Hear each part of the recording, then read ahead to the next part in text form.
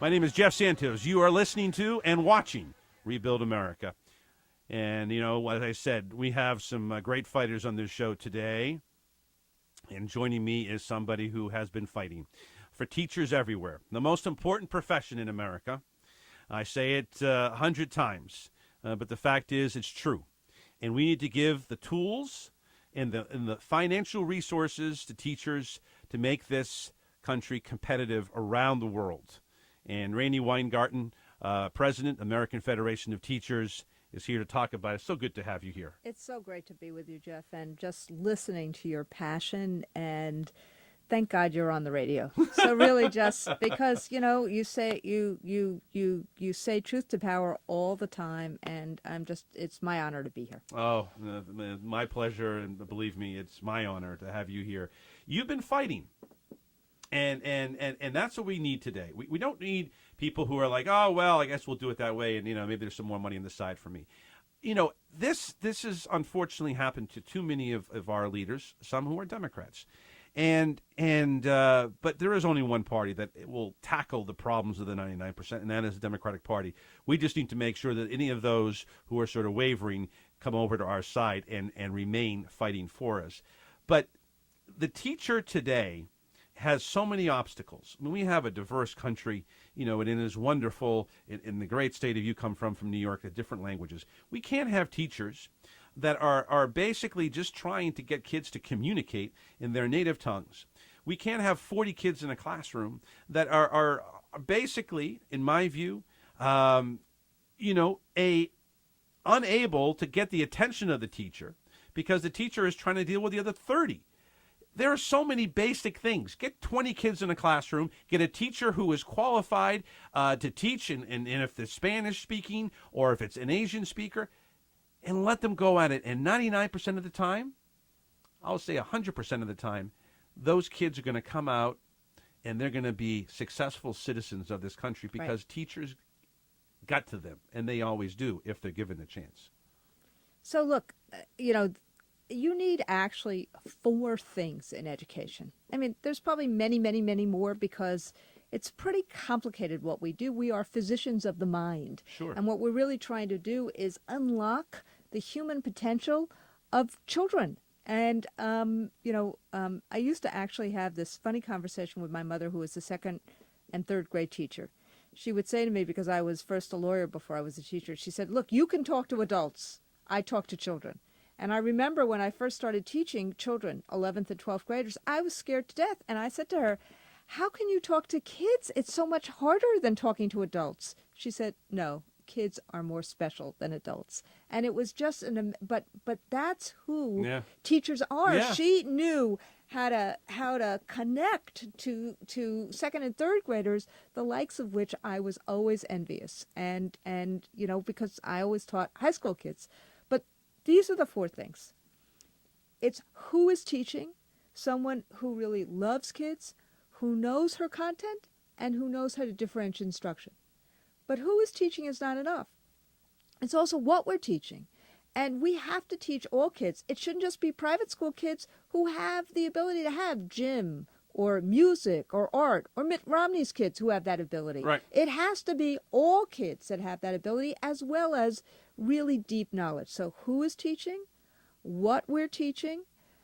Number 3, poverty does matter. It's not an either or. And so if a child is hungry or has a dental issue or there's no one home in the afternoon, we have to protect that child. We have to care for that child, not just for the 40 minutes we happen to have her or him in a classroom. So who is teaching, what we teach, helping with the other socioeconomic issues that kids have. And the last thing is we have to really work together in schools because we have to actually do this together. So it's shared responsibility for the community, but it's also the schools that work, the countries whose education systems work. There's a real collaborative spirit in terms of mission-driven collaboration. And so when you have those 4 things, really great teachers and support, recruitment, retention, support for them, and if somebody can't, they shouldn't be. But a really great plan about who's teaching, the robust curriculum, helping the kids with socioeconomic issues so that they don't fall behind, and we have the health services and wraparound services and collaboration. When you have those four things, schools work, districts work, and communities feel confidence about public education. What is unbelievable about what Mitt Romney did today was basically, instead of trying to solve these problems and roll up his sleeves and talk to the NAACP about how to do that, he clearly has given up on kids, because the only thing he had to say is how to demonize the only entity that gives teachers voice so that they can actually push for these four things. Here he is. And this to me is who he is. Cut number 5. The opposition charges that I and people in my party are running for office to help the rich. Nonsense. The rich will do just fine whether I'm elected or not. The president wants to make this campaign about blaming the rich, and I want to make this a campaign about helping the middle class in America. Unbelievable. Here's cut number 2, which is really the one that I wanted. Steve, cut number 2. If our goal is jobs, we have to stop spending over $1 trillion more than we take in every year. And so to do that, I'm going to eliminate every non-essential, expensive program I can find. That includes Obamacare, and I'm going to work to reform and save.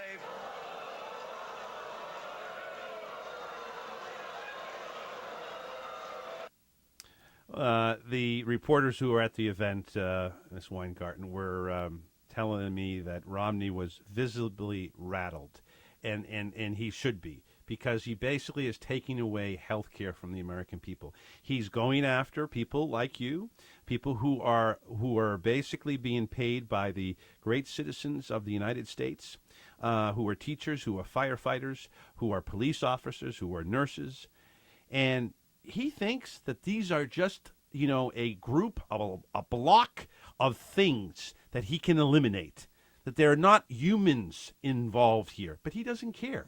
I guess when you're a corporation that disguises a human being, I guess you just don't care. Well, look, I have worked in the private sector and I've worked in the public sector. I was around on 9/11 in New York City when I saw friends of mine who were firefighters not care run into a building because that is their responsibility, knowing full well they may not get out. I saw teachers, and I see teachers all the time, get up 4 o'clock, 5 o'clock in the morning thinking about how they're going to teach kids. That is who our public servants are. Now, times are tough in America, and normally when times are tough in America, we actually ask people to do more with less, but we sanctify them. We lionize them instead of vilify them. And what I watched in terms of the NAACP speech in terms of Romney is I watched him, instead of being a unifier and pressing people to do better with different ideas, just demonizing. And frankly, what he's not telling the American people is that this is what the rich can do. They can basically opt out of every law they ask others to do. They can opt out. So here he's telling people that they shouldn't have health care at the same time as he and others who are wealthy, and I don't begrudge him for that, can opt out. People in that audience, they have kids who are 18, 19, 21 years old who, if they don't have health care through the law that was passed, their kids won't have it. And God forbid something happens. Yes. A person with a pre-existing condition, if you have cancer once and then you happen to get laid off from your job and need health care again, what the Affordable Health Care Act has done is allows you to have health care again. And maybe Governor Romney just has never had to be in a situation like me and so many others where we've had elderly parents who have been sick, who one sickness can bankrupt a family. 3. That's why he got booed at the NAACP, because people in that audience understand what's really happening on the ground, and they can't opt out. That's why she is a great fighter. She brings the passion to. Randi Weingarten, and president of the American Federation of Teachers, is joining us here in Studio B at the Monitor Studios here, just blocks away from the White House, where we need to reelect President Obama come this November. One of the things that I'm interested in, and we got a couple of minutes here, Ms. Weingarten, I can't for the life of me think what a more honorable profession. And I've been an adjunct professor, I've been a substitute teacher, and I've worked in the environment. What better way for a young person come out of college today than to give back to their country, but to help educate? And we have made teachers to be minimum wage workers.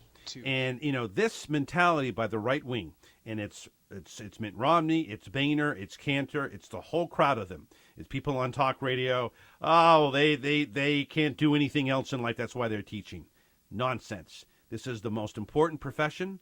This is the most, and it to me is one of the hardest things to do, to bring people together. And you're dealing with the fragility of human character. And teachers, and good teachers, and if you pay them well, they'll stay with you because they believe in each other and they believe in helping the next generation. This is what has to be said, because if we don't do this, the young generation will not go into this profession. Your thoughts? This is what, so we see this really clearly. The countries that outcompete us, like in Southern Asia, Canada, Finland, they prepare their teachers, they respect their teachers, they make, and kids feel like school is really, really important, and so do their parents. That's the things that society does together. And that's why you have virtually no attrition in Finland. That's why people go into teaching and stay in teaching. What I find remarkable is that this is the most knowledge of knowledge professions. 30 seconds. And yet we don't respect it, and we don't respect the people who are there. We need to change that, and you, Jeff, are one of the people who are changing it. Thank you. Thank you. Those are wonderful words from a wonderful human being and a fighter. President of the American Federation of Teachers, Randi Weingarten. Thank you so much. So good to see you. Thank you. This is Jeff Santos in Washington, D.C.